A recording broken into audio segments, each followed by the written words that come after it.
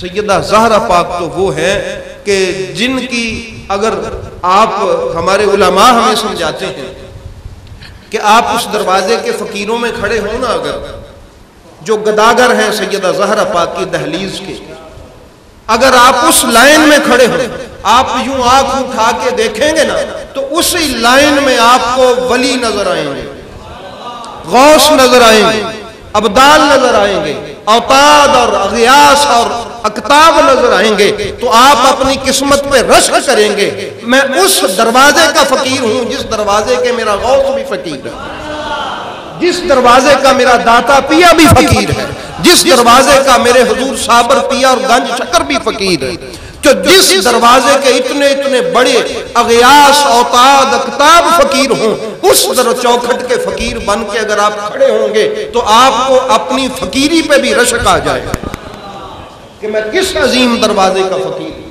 تو اس لیے برادران اسلام، سیدہ زہرا پاک سلام اللہ تعالی علیہا یہ وقت نہیں ہے، ورنہ احادیث میں میرے رسول کریم صلی اللہ تعالی علیہ وآلہ وسلم نے سیدہ زہرا پاک سلام اللہ تعالی علیہا کا وہ مقام و مرتبہ ارشاد فرمایا، اور ہر صحابی سیدہ کائنات کی چوکھٹ کا مؤدب تھا، اور اس دروازے کے کیا کہنے جس دروازے پر میرے رسول بھی کھڑے ہو جائیں اور کھڑے ہو کے کہیں کہ یا اہل البیت، اور ایک دن نہیں 6 ماہ تک وہاں پر کھڑے ہو کے یہ آیت تلاوت کرتے رہے، انما یرید اللہ لیذھب عنکم الرجس اہل البیت ویطہرکم تطہیرا۔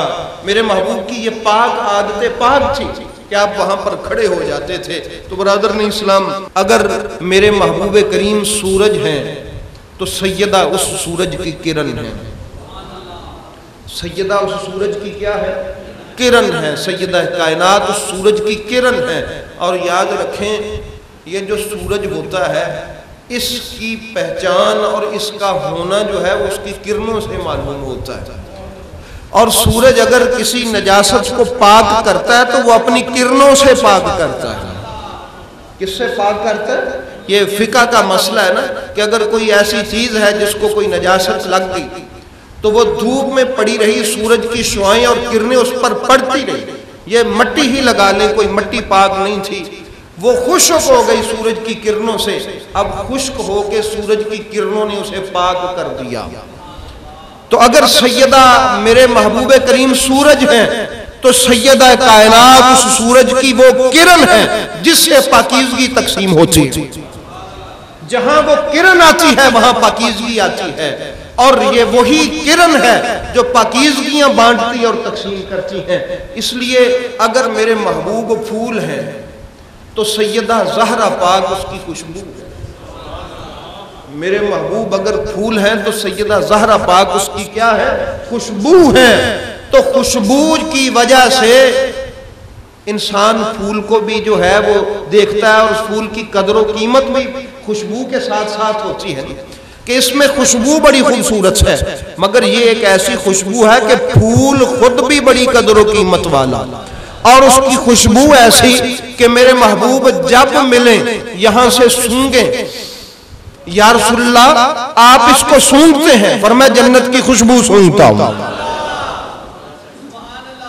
وہ ایسی خوشبو ہے سیدہ زہرا پاک۔ اور سیدی اعلیٰ حضرت نے بڑی خوبصورت تمثیل ارشاد فرمائی ہمارے امام اہل سنت نے کہ زہرا ہے کلی جسم حسین اور حسن پھول۔ یہ جو کلی سے مراد وہ فقط وہ سفید پھول نہیں، کلی سے مراد یہ جو گلاب ہوتا ہے نا، جب ابھی کھلا ہوا نہ ہو، جب ابھی بند ہو، اس کو بھی گلاب کی کلی کہتے ہیں، اس کو بھی کیا کہتے ہیں؟ کلی کہتے ہیں۔ وہ بند ہوتا ہے، وہ شاپر میں بند کر کے گفٹ دینے کے لیے بھی عام طور پہ بیچتے ہیں دکانوں والے، اس کے نیچے وہ ٹہنی لگی ہوتی، وہ گلاب کی کلی ہوتی، چونکہ وہ بند ہوتی لیکن اس میں سارا کچھ ہوتا ہے، وہ کھلی نہیں ہوتی۔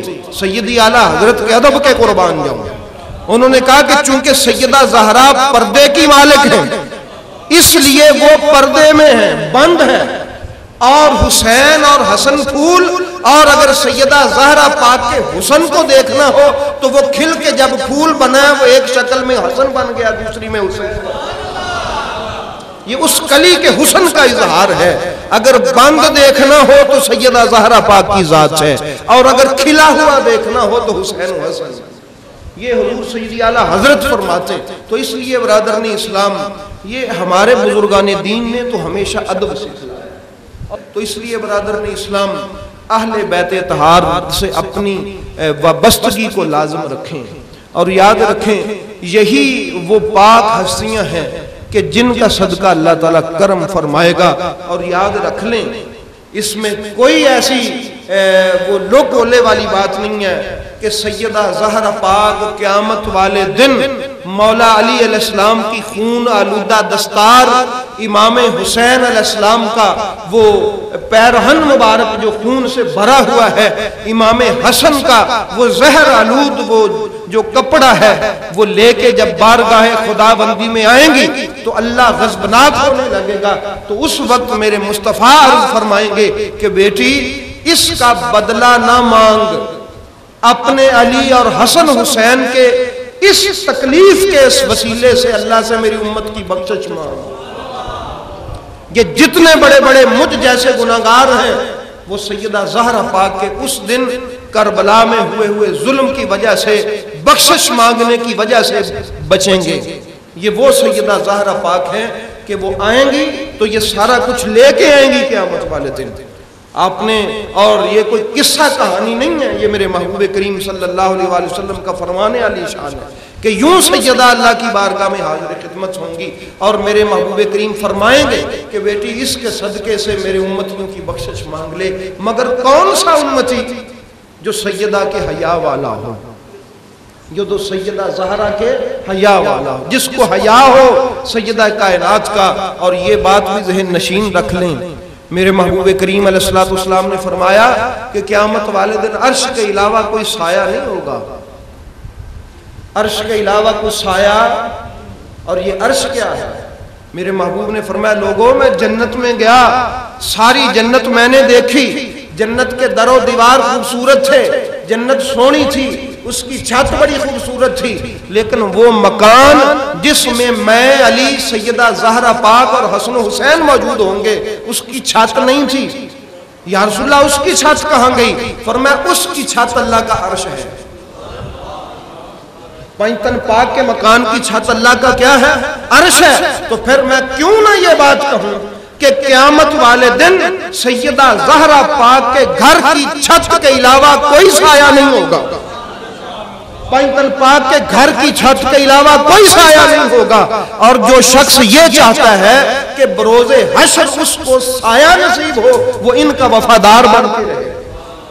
اور یہ یاد رکھ لیں، میں بار بار عرض کر دوں کہ قیامت والے دن جس چھت کا سایہ ہوگا نا وہ حسین کی ماں کے گھر کی چھت ہے، وہ علی پاک کی زوجہ کے گھر کی چھت ہے، وہ میرے نبی کی بیٹی کے گھر کی چھت ہے. اگر اس چھت میں، اور یہ یقین کر لیں کہ اس دن اور سایہ نہیں ہوگا، سایہ صرف ان کی چھت کا ہوگا جس کو آپ عرش عظیم کہتے ہیں. عرش عظیم کہتے ہیں، یہ ان کی گھر کی چھت ہے. تو ان کی گھر کی چھت کا سایہ لینا ہے تو ان سے محبت تو کریں، وہاں کسی اور کی چھت نہیں ہوگی. حضرت آدم علیہ السلام سے لے کر آخری فرد تک جس کو بھی سایہ ملے گا پنجتن پاک کی چھت کا سایہ ملے گا، کیونکہ اس کو عرش عظیم کہتے ہیں. یہ میرے محبوب کریم صلی اللہ علیہ وسلم کا فرمان ہے. تو اس لیے ان سے وفا کریں، ان سے محبت کریں، ان کا ذکر اپنی زندگی کا حصہ بنائیں. اور ان سے وفاداری یہ نہیں ہے نعوذ باللہ کہ صحابہ کرام کی گستاخی ہو اور ان کو بے ادبی ان کے ساتھ کی جائے. ہمارے سر، ہماری جانیں، ہماری گردنیں ناموس صحابہ پہ قربان ہیں. ہم تو اس کو انسان کہنے کے لیے بالکل بھی راضی نہیں ہیں جو میرے محبوب کے صحابہ کی بے ادبی کرے اور گستاخی کرے. اس کا انسانیت سے کوئی تعلق نہیں. مگر یاد رکھے اہل بیت طہار اہل بیت طہار ہی، ان کا کوئی مثل مثیل نہیں ہے. اللہ پاک ہمیں ان کی غلامی میں زندگی موت عطا فرمائے.